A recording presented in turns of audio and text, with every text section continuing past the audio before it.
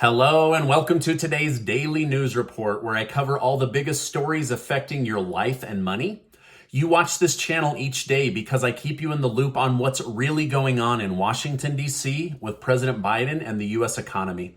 Make sure to stick with me to the very end of this video. I'm going to go over some big potential strikes and food shortage information that could really foul up the United States and your life. I'm hoping and praying that these things get resolved. But I want to go over them with you because the mainstream media refuses to cover these because it makes certain political parties look bad. Also, the $6,000 giveaway is ending soon, and I'll leave a link below. But let's jump into the news. Yesterday, U.S. GDP data was released, which shows a decline of 0.9%, which marks the second quarter of negative GDP in a row. According to recession definitions before 48 hours ago, this means the United States is officially in a recession, but the United States government has changed the definition within their organization and on Wikipedia to make you believe it has not happened. Now, Treasury Secretary Janet Yellen stated that we are not seeing a broad-based weakening of the U.S. economy, while President Joe Biden stated that he doesn't believe we're in a recession, citing job growth and an uptick in manufacturing. Members of Biden's administration have been denying that 2 quarters of negative GDP mean a recession. And while this is true to some extent, I would argue that 2 quarters of GDP is a very good recession indicator. Now, this is coming from the same people that told us inflation would be transitory. Now they're telling us we're not going into a recession at all. Michael Strain, the director of economic policies and studies at American Enterprise Institute, gave a stunning example. He stated, out of the past 10 times the U.S. economy has experienced 2 consecutive quarters of negative economic growth, how many times was a recession officially declared? 10. 10 out of 10 times. The facts show that we can't be confident that we are most likely not in a recession. So why is Biden acting like that we're not going to enter a recession? Could it be his polling numbers? Could it be other data that we're not seeing? Let me know your thoughts in the comments. I've given this some thought. On the positive side, perhaps they don't want to trigger a mass layoff by officially declaring a recession. And on a negative side, right now, President Biden's approval rating is lower than Trump when everyone thought Trump was a Russian spy and we're only 100 days from the election. So they could be protecting political interests. They could also be protecting the economy. Either way, changing the definition just days before data is released, like, we're not stupid. Just don't try to lie to us. Don't gaslight us, right? Now, the United States could be on a much better track to compete with China as the House just passed the $280 billion Advanced Chip Production for America Act. However, there was some doubt about the bill being passed because Republicans said that they were going to whip enough votes in order to block it. And now they're feeling backstabbed by Senator Manchin and Senator Chuck Schumer. So here's what's going on. After heated arguments between Manchin and Schumer previous to the summer regarding an expensive climate bill, the two have cooled down and made an agreement to spend basically another $500 billion. The issue is that House Republicans reportedly voted in favor of the chip production bill. They went along with Democrats because they were told that they were not going to try to pass another $500 billion on climate change. Well, one day after the chip production bill passed, Manchin and Schumer announced that they had been secretly working on a new climate bill that would make everyone happy. Now House Republicans are feeling absolutely betrayed as they voted based on good faith negotiation. So basically they feel lied to and thrown under the bus. However, this bill has passed and will head to President Biden's desk for him to sign.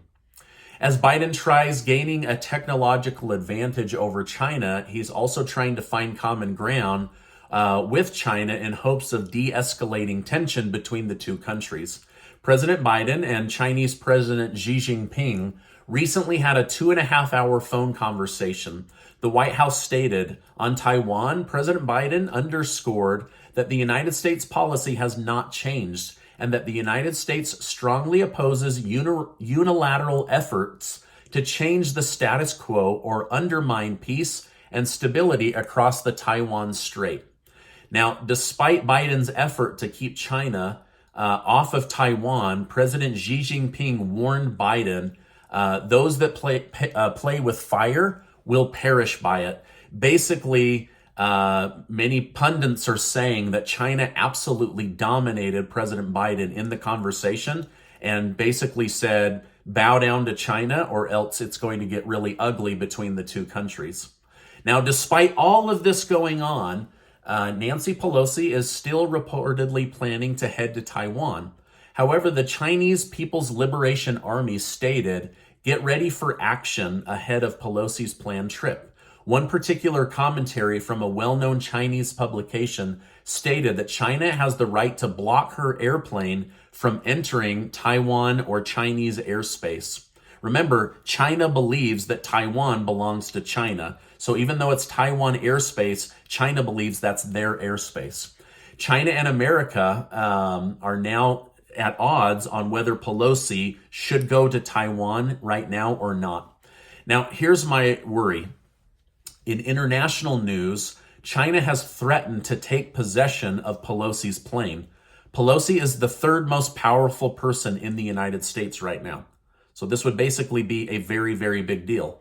I'm also reading that top Chinese military are saying that if this plane enters Chinese airspace, that they have permission legally to shoot down the airplane.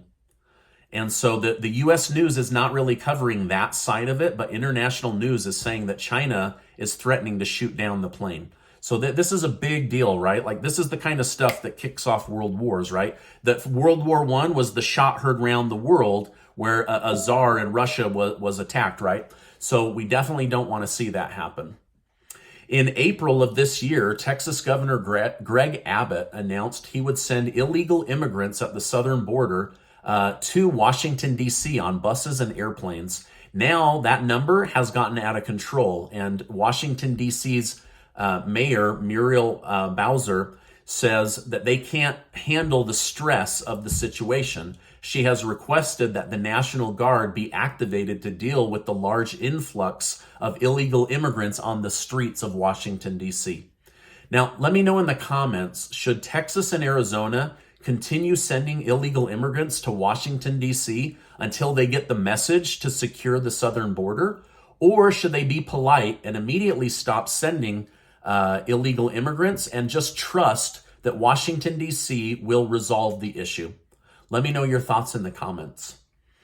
After just 4 cases of COVID were discovered in one of China's districts, they have decided to shut down because of security measures and their zero COVID policy.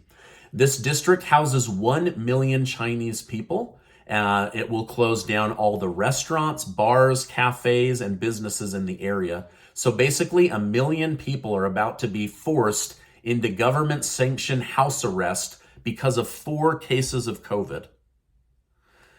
Pretty wild, right?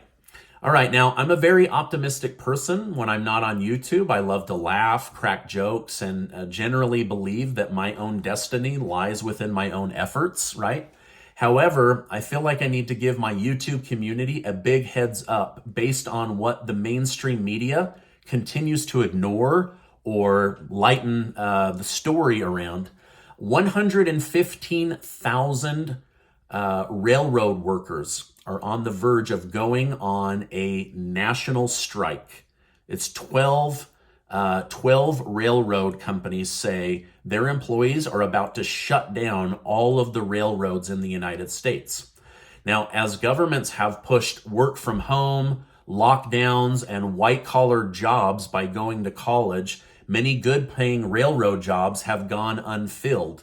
Well, the railroad workers are saying that they are feeling the pressure of having to work double shifts to make up for the lack of people coming in. Now, I've told you there's a lot of really great railroad jobs that pay 6 figures And this is one of the reasons is even though they pay really well, there's a lot of disgruntled employees because the governments have basically been diverting employees away from joining these railroad companies. And also to save on corporate profits, these companies have lowered their hiring from what they used to do in the past. Either way, that burden is now becoming too much for the employees and they're ready to fight back. But their fighting back could majorly affect each and every one of us here in the United States. Right now, everything you buy or own was at one time most likely on a railroad car. Goods come in from other countries on boats and then are moved to railroads to be shipped thousands of miles only to have the last couple hundred miles be delivered by our truckers, right? Our heroes here in the United States. However, if these railroads shut down, truckers are automatically out of work, right? Like this is a big deal. So the railroad industry is what we call a linchpin. You pull that pin and all of the other structure falls apart. So right now, BNSF, Union Pacific, CSX, and Norfolk Southern are saying that they are on the verge of shutting down. But again, there's a total of 12 railroads that for the last few years have been struggling to meet employment demands. But now these 5 or 6 are saying, we have 115,000 people about to shut down all the railroads of the United States, and this would lead to major, major issues. Now, again, I'm an optimist at heart. If you knew me in real life, you'd probably like being around me. I'm very lighthearted and happy, but you need to get your food storage in order. I don't get anything for saying this, but when you go to the grocery store, I know money is tight. Just start picking up a few extra items every week that you go. Rice, beans, soup, stew, things like that would get you through a food shortage. Now, no one seems to be letting up on these global food shortage stories that I've been reading about. And even with Russia and Ukraine releasing food from their countries, they haven't been able to plant new crops for the coming year. And so this is where they're saying 50 million people could starve to death and everyone else may have to start rationing food. It's basically like Germany becoming too reliant on Russia for oil and gas. The world has become too reliant on Ukraine and Russia for basic food. Now, what is the world government doing to ease these food crises? They're shutting down farmers. They're telling ranchers to destroy their livestock. They're blocking food growers from access to fertilizer. It's almost like they're purposely trying to thin the herd to get extra food out of your home. So anyway, I don't mean to be negative, but these are the stories I'm reading, and it's not from the mainstream media, but it is from reputable sources that are willing to cover these stories. But again, I'm not trying to scare anybody. I'm just saying be prepared. Just in case something happens. Now, I'm hoping this all blows over, and I do believe the United States is going to feel the impact differently than other countries around the world. In fact, I'm seeing signs within the stock market of new life. So that's usually a leading indicator that things are about to rebound and turn around. I'm actually now starting to buy some select stocks, which I'll tell you about next week, that I believe regardless of the ups and downs over time, they're going to trend up because they're linked to energy and food. And I'm learning this now. The strength of a country and the strength of a family comes from the ability to feed yourself and fuel your family and your country and your household. So anyway, I'll continue to keep you guys in the loop, but these are big, big stories, right? Like these have me very nervous. If the railroads shut down, the trucks shut down, the flow of food shuts down, right? Anyway, the mainstream media is glossing over these stories, and I felt that you deserved, right? You have, like, it's part of human dignity. You need to know if something bad is coming. You need to know if something good is happening. Now, governments continue to pretend like the supply chains are corrected, but they're not. They're just not, right? There's still dozens of ships sitting off the coast of California. There's still trucker issues. And if these railroad issues pop up, it's going to get ugly really, really fast. So my prayer is that this all gets ironed out very, very quickly. Now, before you go, I want to remind you that you are amazing.